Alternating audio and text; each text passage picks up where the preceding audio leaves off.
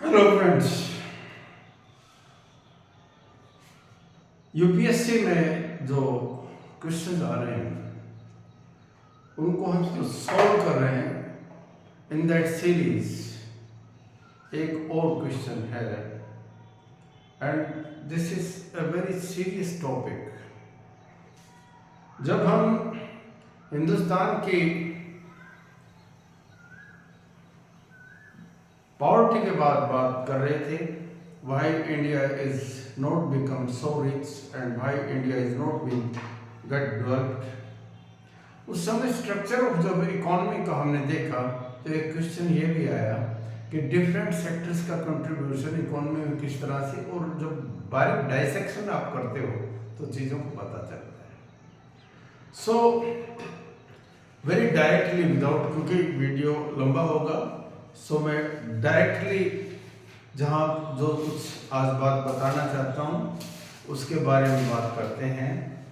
And the topic is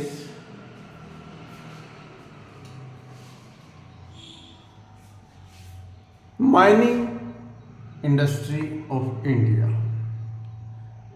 mining industry India.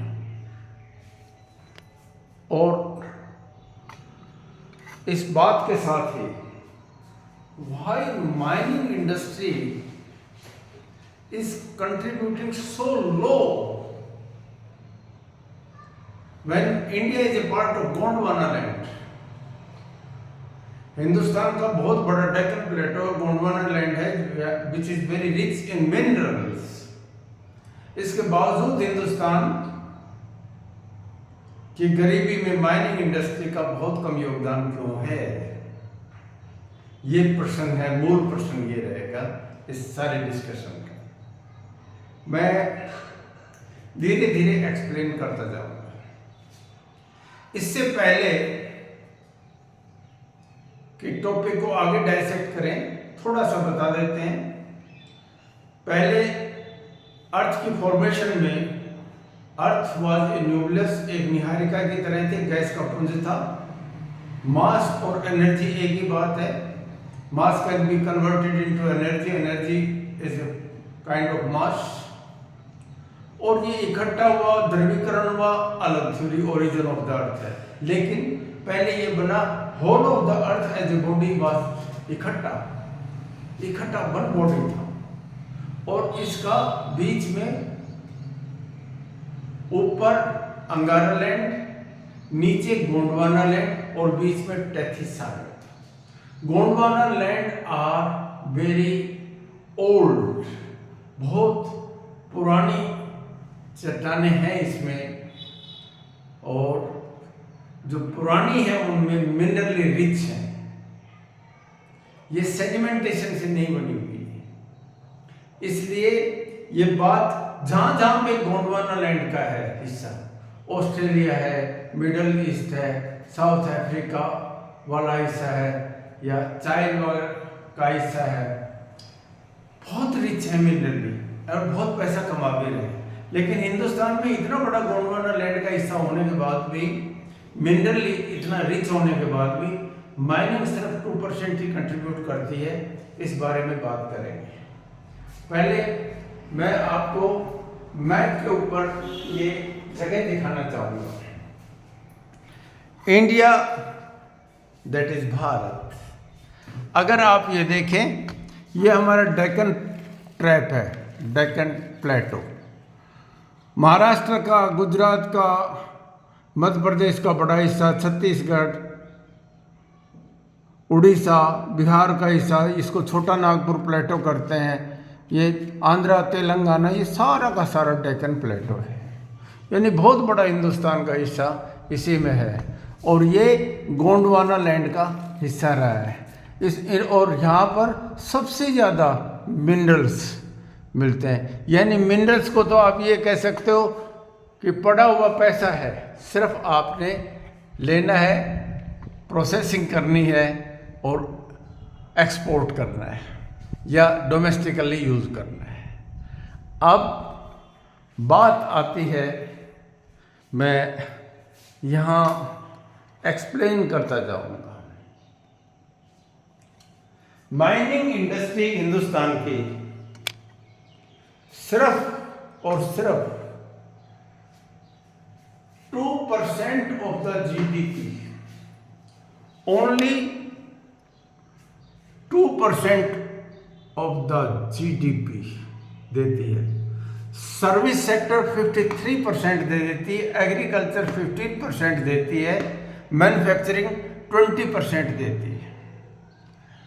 कहीं पर भी स्टैंड ही नहीं करती माइनिंग।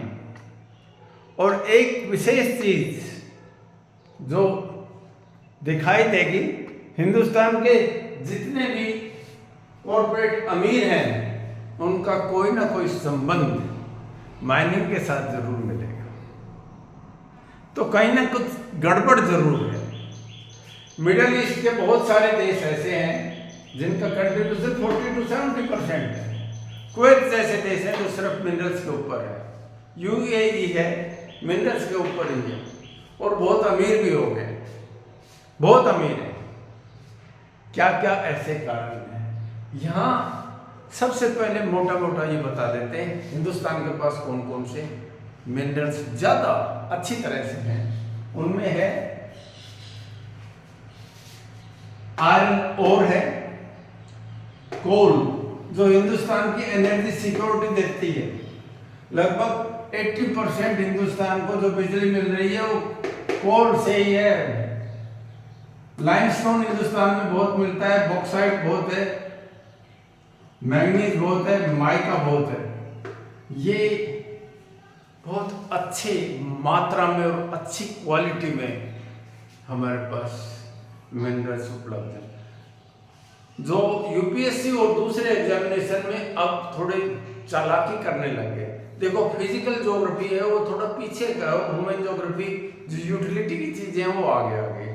फिजिकल ज्योग्राफी का एक पार्ट निकालकर और उसको इकोनॉमिक एक्टिविटी के साथ जोड़कर इंटर रिलेशनशिप में एक लॉजिकल और एनालिसिस निकालने के लिए एग्जामिनेशन क्वेश्चन पूछता है। और इसीलिए क्वेश्चन ये आया था, why mining industry is contributing so low when large part of India is a part of Deccan प्लेटो।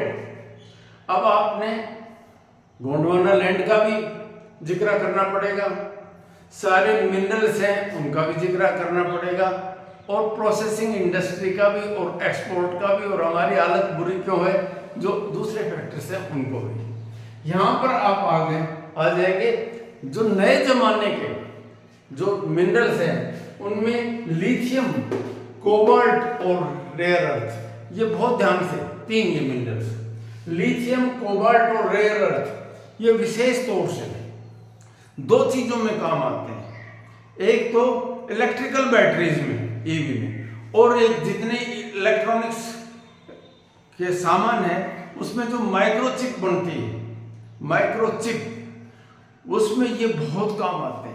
तो ये लिथियम, कोबाल्ट और रेयर अर्थ, यहां दिक्कत ये इनकी एक्सप्लोरेशन पे पैसा खर्च नहीं हो रहा। देखो माइनिंग इंडस्ट्री एक बहुत कैपिटल इंटेंसिव एक्टिविटी है, जबकि हमारी दूसरी चीजें एग्रीकल्चर है और चीजें हैं उनमें क्या है, लेबर इंटेंसिव है। हमने माइनिंग को आज तक भी लेबर इंटेंसिव किया हुआ है, लेबर इंटेंसिव। आप सोच के देखिए और उससे पता लग जाए। कुछ एक महकमा में कुछ अट्रैक्शन होती है, एक्साइज है, जिस तरह से ये, इसी तरह से एक माइनिंग भी है। एक लैंड यूज चला हुआ है आजकल, प्रॉपर्टी के साथ जुड़ा हुआ है। ये जिसको आप कहें ना, क्या कहेंगे आप समझ गए, मलाई वाली जगह, उनमें एक माइनिंग भी है। पता नहीं क्या बात है हिंदुस्तान की, जहां जहां सबसे ज्यादा मिनरली रिच है वो स्टेट ही गरीब क्यों है।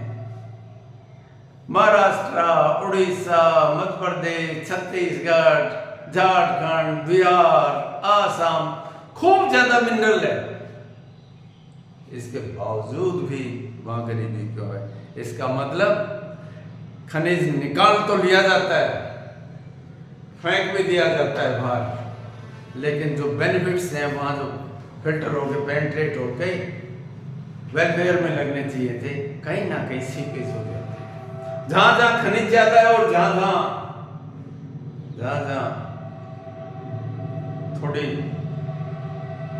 परंपराएं, गहरी परंपराएं, अंधविश्वास, मैं धर्म के नाम से तो थोड़ा बचना चाहता हूँ। जहाँ जहाँ वो चीज़ें हैं वहाँ पर भी अमीरी आनी चाहिए, जहाँ खनिज है वहाँ पे भी अमीरी आनी चाहिए, जहाँ अच्छी परंपराएं हैं आती हैं वहाँ पर भी अमीरी आनी चाहिए, लेकिन है उल्टा। आगे आते हैं, क्या क्या चैलेंजेस हैं। डिफिकल्ट टेरेन से, जनरली जहाँ जहाँ पे भी मिनरल्स हैं वहाँ का टेरेन यानी धरातल है वो कठिन है, ट्रांसपोर्ट ठीक नहीं है, लॉजिस्टिक की दिक्कत है, रेलवेज नहीं हुई है, और डिफिकल्ट टेरेन में एक और विशेष चीज हो जाती है, एंटी सोशल एलिमेंट जैसे नेक्सलाइट प्रॉब्लम हो गई, वो आराम से पनप भी जाती है। और इसके साथ कुछ रेगुलेटरी हर्डल्स आ जाती है। एनवायरमेंटल क्लियरेंस लो, फॉरेस्ट वाले आ जाएंगे, वाइल्ड लाइफ वाले आ जाएंगे, जंगल जमीन वाले मूवमेंट कर देंगे। कोई प्रोजेक्ट ले आओ, जैसे रोकने के लिए बने, इवन जो मेट्रो को भी रोकने के लिए लोग आगे, जब सबसे ज्यादा नॉन पोल्यूटिंग ट्रांसपोर्ट सिस्टम वो मेट्रो था।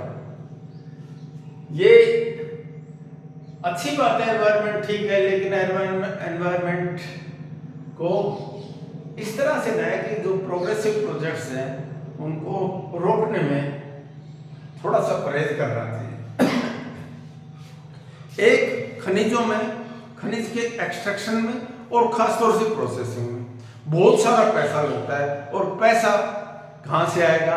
इंडिजीनियस या बाहर से, यानी ये बहुत कैपिटल इंटेंसिव है। और विरोध होने के बाद लोग अपना बस्ता उठा के चले जाते हैं, यानी कैपिटल इंटेंसिव बिजनेस में कैपिटल चाहिए। और क्योंकि हमारी जिसको कहेंगे कि काम करने की सुविधा, जिसको कहेंगे अट्रैक्ट करने वाली, जिसको सिंगल विंडो का भी आया था क्लियरेंस, ऐसा नहीं है। काम कर लो आप लोग, जिसको लेना देना आता है, कोई काम कर, चाहे आपने हॉस्पिटल बनानी हो, स्कूल बनना चलाना हो, और कोई काम करना हो, अच्छा व्यापार करना हो, अगर आपको ये काम नहीं आता तो हर्डल ही हर्डल है, क्योंकि सीपेज बहुत ज्यादा है। एक और बड़ी चीज है वो है सेंटर स्टेट इश्यू। ये कंकरेंट लिस्ट में खनिज को केंद्र भी निकालती है, स्टेट भी निकालती है, वो बहुत बड़े जो हमारे पास जिसको कॉर्पोरेट हैं वो भी आ गए हैं, यानी मल्टी फैसेट है, और बहुत सारी ऐसे हो जाती हैं, पावर एक दूसरे को ओवरलैप कर जाती है। और अगर सेंटर में एक किसी पार्टी की सरकार है, स्टेट में दूसरी की सरकार है, तो ये टग ऑफ वार होता रहता है, या नोरा कुश्ती भी होती रहती है, और चीजें रुक जाती हैं। इसलिए जरूरी है कि एक प्रॉपर प्लानिंग बने। एक बड़ी दिक्कत और हो गई, लैंड एक्विजिशन। जहां एक प्लॉट जहां पर मिनरल निकलता है, उसकी जमीन का एक्वायर करना बहुत बड़ी समस्या होगी। आपने लैंड एक्विजिशन एक बड़ी दिक्कत हुई है। जिस तरह से अब हमने लॉजिस्टिकली एक्सप्रेस भी बनाए, तो बहुत दूर दराज के इलाके से मोड़ तोड़ के निकालते रहे, तब जाके वो यहाँ पर ट्रांसपोर्ट, पावर और डिजिटल और लॉजिस्टिक चारों चीजें, फास्ट ट्रांसपोर्ट और लॉजिस्टिक बहुत हो, रेल, सड़क का, अगर पानी का है तो बहुत ही अच्छी बात है, पावर हैंड पूरे दिन 24/7 रहनी चाहिए, और आजकल डिजिटल सारा का सारा, क्योंकि आप मोस्ट मॉडर्न प्लांट अगर लगाते हैं तो उसकी भी जरूरत होती है, और लॉजिस्टिक की जो कॉस्ट है वो कम होनी जरूरी है। लॉजिस्टिक की कॉस्ट बहुत, क्योंकि बहुत भारी चीज होती है, और विशेष तो अब ये वेस्टर्न डेडिकेटेड कॉरिडोर आया, ईस्टर्न आया है, नॉर्थ साउथ भी होना चाहिए, ईस्ट वेस्ट भी होना चाहिए। इससे बहुत बड़ा फायदा हुआ है, कॉस्ट बहुत बचती है, लेकिन 15 साल हो गए पूरा ही नहीं होके दे रहा। अब जाके थोड़ा सा ये लगने लगा है कि चीज़ें ठीक हुई है और इसका असर एक आने पे लगा है कि एक इंडस्ट्रियल कॉरिडोर आता जा रहा है। इसका एक्सट्रैक्शन के साथ एक बड़ी चीज़ है प्रोसेसिंग। मैं एक उदाहरण देता हूँ। हमारे नज़दीक नारनौल से लगभग 30 किलोमीटर दूर खेतड़ी एक प्लांट था कॉपर का, और मैंने विजिट भी किया उसको। वे बैक शायद 1985 के आसपास स्टूडेंट्स पोस्ट ग्रेजुएट ज्योग्राफी के थे, उनके साथ हमने माइनिंग को विजिट किया। बहुत अच्छा चल रहा था और इंदिरा गांधी का ड्रीम प्रोजेक्ट था। चलते चलते चलते चलते रुक गया। अब हम दोबारा गए तो घोस्ट टाउन हो गया। वहाँ पता लगा कि किसी पॉलिटिशियन का किसी बिजनेसमैन के साथ एक था लिंक, और उन्होंने कर क्या कि प्रोसेसिंग को रुकवा दिया किसी तरह से। कुछ होंगी दिक्कत, प्रोसेसिंग को रुकवा दो और माइनिंग रह गए, उसको एक्सट्रैक्शन करके एक्सपोर्ट करते जापान देशों में चल रहे हैं। कितना तो बेरोजगार हो गए। जमा हुआ बना हुआ जो हमारा शहर था वो लगभग उजड़ गया। यहाँ दिक्कत है, हिंदुस्तान में मिनरल्स निकालते हैं, प्रोसेसिंग नहीं होती, उसकी कॉस्ट ठीक नहीं मिलती। ऑस्ट्रेलिया में और साउथ अफ्रीका का विशेष उदाहरण देते हैं। ये भी गोंडवाना लैंड के हिस्से अपने काम को, इस मिनरल्स को प्रोसेस करने से क्या फायदा होता है, वैल्यू एडिशन हो जाती है, कीमत बढ़ जाती है और अच्छा पैसा मिलेगा कीमत। इसलिए यहाँ पर मोस्ट मॉडर्न प्लांट्स लगे हुए प्रोसेसिंग के, वैल्यू एडिशन जरूरी है। चाइना का उदाहरण हमको सबसे ज्यादा, जैसे लिथियम में और इनमें रेयर अर्थ में चाइना ने विशेष तौर से हाई टेक्नोलॉजी में एज ले रखा है। जो विशेष राज्य हैं वहीं पर देख लो, वही समस्या आएगी। जो गरीब स्टेट्स हैं उनका नाम, जहाँ बीमारू कहते थे, बीमारू, बिहार, मध्य प्रदेश, महाराष्ट्र, झारखंड उसी का हिस्सा, उड़ीसा, वो सारे आ गए और यहाँ पर ही वही दिक्कत आ गई। नक्सलिज्म भी वहीं पे आया। ये क्या हुआ, सबसे ज्यादा अमीर माइनिंग में, खनिज और आर्थिक रूप से कमजोर। India is A rich country inhabited by the poor people, यहाँ पर है। आप लोग वाइल्ड लाइफ को शिफ्ट कर सकते हो, आप फॉरेस्ट दूसरी जगह लगा सकते हो। अगर 10 लाख प्लांट है तो 50 लाख दूसरी जगह कर दो, लेकिन मिनरल को तो शिफ्ट नहीं कर सकते, तो आपको एक्सट्रैक्शन करने पड़ेंगे और साइंटिफिकली सोचना भी पड़ेगा। अब कोई नीति आई, आपको याद होगा एक कोयला घोटाला बड़ा हुआ जिसने सरकार को यूं कर दिया था, याद है। एक मैं उदाहरण भी देना चाहता हूँ, अगर आप देखना चाहो तो एक फिल्म बनी थी काला पत्थर, अमिताभ बच्चन की, अच्छी पिक्चर है। वो कोल माइनरीज की समस्या है, उनके बारे में एक अच्छी पिक्चर बनी थी। हमारे पास माइनिंग 2% ही जीडीपी को देती है, सर्विस सेक्टर अब 53% देने लग गया, एग्रीकल्चर सिर्फ 15% की और मैन्युफैक्चरिंग 20%। माइनिंग का कंट्रीब्यूशन ना के बराबर है, सिर्फ 2%। और यहाँ एम्प्लॉयमेंट जनरेशन की बहुत गुंजाइश है।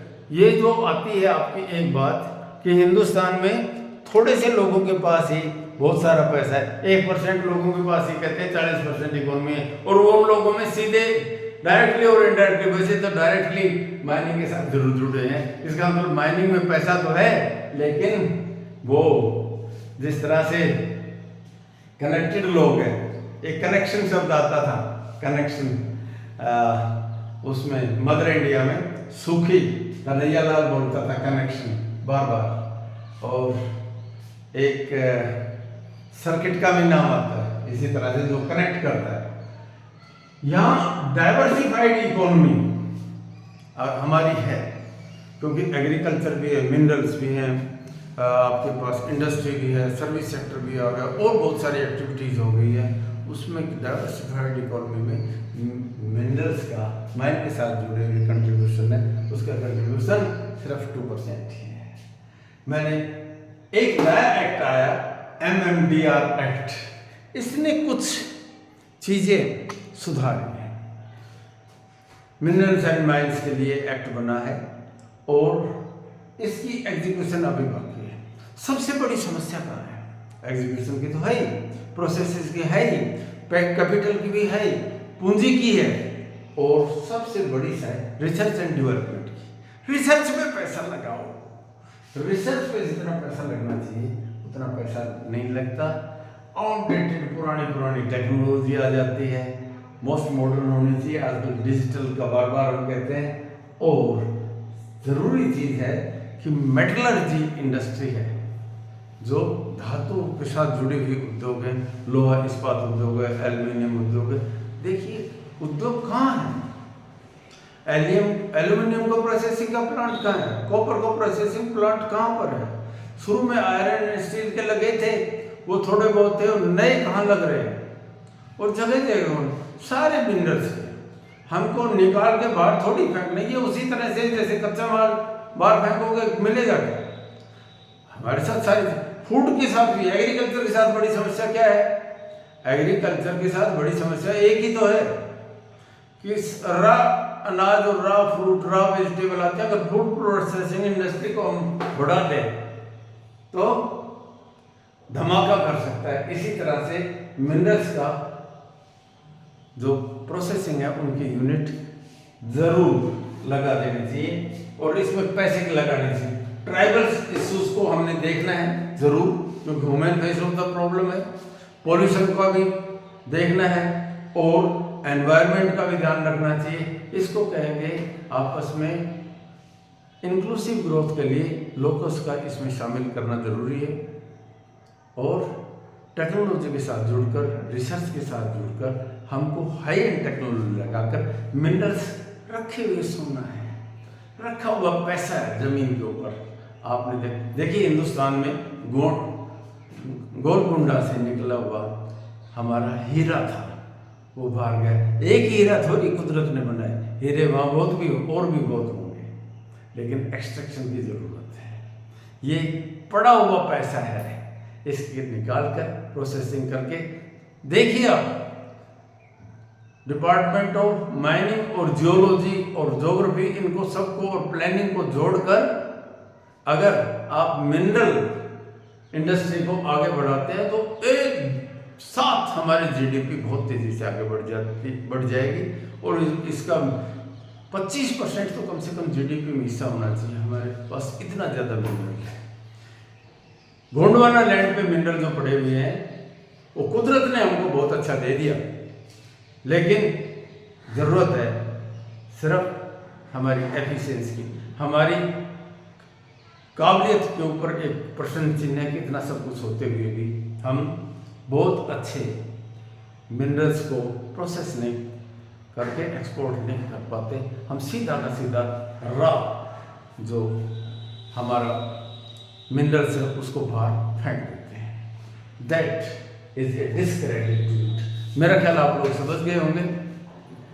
भाई इंडिया में सिर्फ 2% ही कंट्रीब्यूशन होता है गोंडवाना लैंड होने के बावजूद। ये सब कुछ आप लिख देंगे। स्टेट सेंटर के इशू है, रेगुलेटरी बॉडीज के, एनवायरमेंटल इशू हैं, कैपिटल इंटेंसिव है, ये पावर की, डिजिटल की, लॉजिस्टिक की ये समस्याएं हैं।